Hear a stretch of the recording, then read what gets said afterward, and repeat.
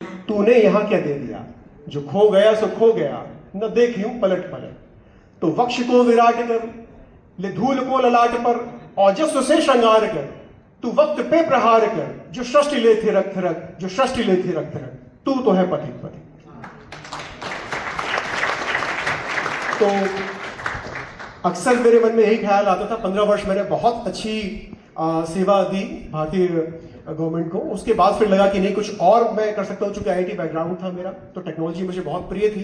तो जब भी टेक्नोलॉजिकल इनोवेशन होते, तो एक तरफ टेक्नोलॉजी की तरफ बड़ी समस्या है, तो भगवान महादेव की ऐसी कृपा हुई कि मैंने वो टेक्नोलॉजी सीखी भी, और उससे हमारे सामने ऐसी बड़ी प्रॉब्लम आई, जो हमारे देवालय हैं, जो हमारे मंदिर हैं। जैसे कि आपने बताया कि करोड़ों श्रद्धालु जाते हैं, और आप देखेंगे हर भक्त के उनमें क्या आशा होती है।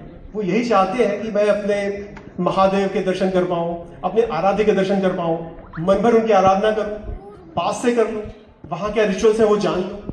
पर इतनी ज्यादा भीड़ रहती है, और इस सारे भीड़ के चलते प्रशासन के समक्ष एक अलग समस्या है कि सबके दर्शन कैसे करवाएं।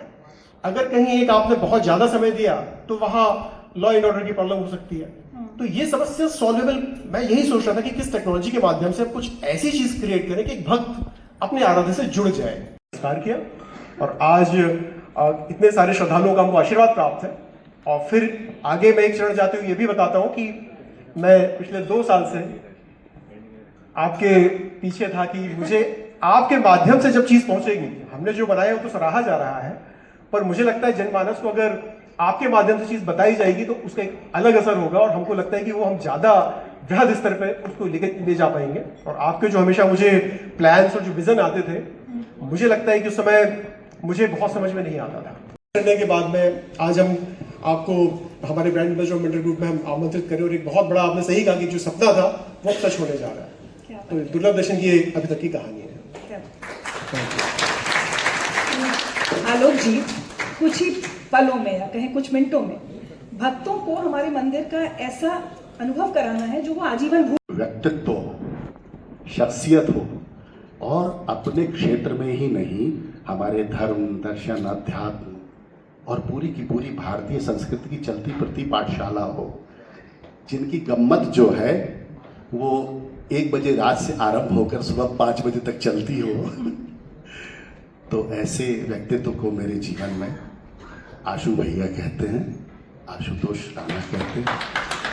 और एक और बात जो मैं बहुत भावनात्मक रूप से कहते हुए अक्सर मेरी आंखें और कंठ भर जाती हैं, कि परमपिता परमात्मा जब आपसे कोई कार्य कराना चाहते हैं, तो वो आपके आसपास कुछ ऐसे महापुरुषों को एकत्र कर देते हैं, ऐसे व्यक्तित्वों को एकत्र कर देते हैं, जो आपको उस हेतु का सेतु बनकर साथ देते हैं। तो मेरे लिए तो चलती फिरती पाठशाला और विश्वविद्यालय ये हैं। आपको पता है, फिल्में हैं, हमारे राम, गुरु कृपा से चल रहा कार्य, यात्राएं, इस सब के बीच आपने दुर्लभ दर्शन के मेंटोर और ब्रांड एम्बेसडर बनने का तय किया। ऐसा क्या है इस प्रोजेक्ट में कि आपको मनाने में सिर्फ 2 साल लगे, आप इतनी जल्दी मान गए? ऐसा क्या लगा आपको इसमें? इसे भी आप गुरु कृपा और गुरु कार्य ही मान के चलिए आप, क्योंकि हमारा जिस आशुतोष राणा को हम और आप 1998 से जानते हैं, मतलब जब दुश्मन नाम की फिल्म की और उसके बाद अवार्ड मिले, लेकिन उस आशुतोष राणा के पीछे वो क्या था, उस आशुतोष राणा को हम अभी जान रहे हैं, तो सिर्फ और सिर्फ गुरु कृपा थी। तो हमारा पूरा जीवन हमारे परम पूज्य गुरुदेव पंडित श्री देव प्रभाकर जी शास्त्री दद्दा जी के सानिध्य में बीता। और दद्दा का ये मंत्र है, वो हम उनसे कभी सुनते थे कि यदि आस्था है तो बंद द्वार में भी रास्ता है।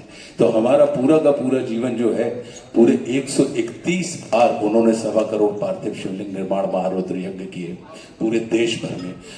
6 अरब यानी 600 करोड़ शिवलिंग हमने बनाए। तो जिस व्यक्ति का पूरा जीवन ऐसा ही बीता हो, अगर वो अपनी कला के माध्यम से, तो जब तक वो जीवन में रहे, तो उन्होंने हमारे काम को राम में लगाए रखा, और जब वो जीवन में नहीं है तो हमारे काम को ही राम कर दिया। तो ये जो चीज है, तो मुझे लगता है कि ये अपने धर्म में वो हमारे कर्म को शामिल करे रहे जब तक 2020 तक थे, और उसके बाद 2020 में जब वो पारलौकिक हो गए, तो उन्होंने हमारे कर्म में ही धर्म को समाहित कर दिया। तो मुझे लगता है कि, और चूंकि मैं ये करना चाहता था, तो 2 वर्ष इसलिए लगे कि मैं जिस वेवलेंथ पे हम सोचते हैं, क्या उस वेवलेंथ पे प्रशांत सोचते हैं? तो आपको, क्योंकि हमारे जीवन में सिर्फ एंट्री गेट है, हमारे पास एग्जिट गेट नहीं है, तो एंट्री गेट करने के पहले जितनी स्कूटनी करनी है घुसने के पहले कर लीजिए, और घुसने के बाद पर आपको जाने का मार्ग बचेगा नहीं। तो ये जीवन के अंत तक क्या आप इस चीज को निभा पाएंगे, आप और हम? तो उसको जांचने में थोड़ा सा समय लगता है, और इसको आप थोड़ा कह सकती हैं। हालांकि लोगों के जीवन निकल जाते हैं, नहीं जज पाते हैं, लेकिन जब ये बात समझ में आई कि नहीं, प्रशांत का ये जो विजन है, प्रशांत की ये जो दक्षता है, कुशलता है, और प्रशांत जो कहीं ना कहीं इस विषय पे वैसा ही सोचते हैं जैसा मैं सोचता हूं, कि मेरा ये मानना है कि भारतवर्ष है क्या, आस्थाएं है क्या, प्रत्येक व्यक्ति में भारतवर्ष बैठा हुआ है।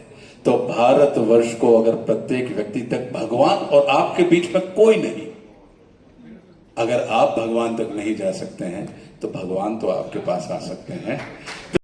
जो तमाम चीजें होती रहती हैं, तो क्यों ना, क्या PS5 वगैरह, तो क्यों ना इस तकनीक का इस्तेमाल हम ऐसी चीज के ऊपर करें। तो वो मेरे लिए, मुझे लगा कि एक ऐसा सुखद संयोग था कि गुरुदेव भगवान की कृपा से अब हमारे कर्म में धर्म समाहित है। क्या बात है। हम मीडिया वालों के साथ ये समस्या होती है कि हम बहुत लालची होते हैं। मैं प्रार्थना करना चाहूँगा कि मैं वर्ल्ड एसोसिएशन ऑफ वैदिक स्टडीज़ का लाइफ मेंबर भी हूँ, और अभी अमेरिका में एक कॉन्फ्रेंस है जिसमें मैं जा रहा हूँ।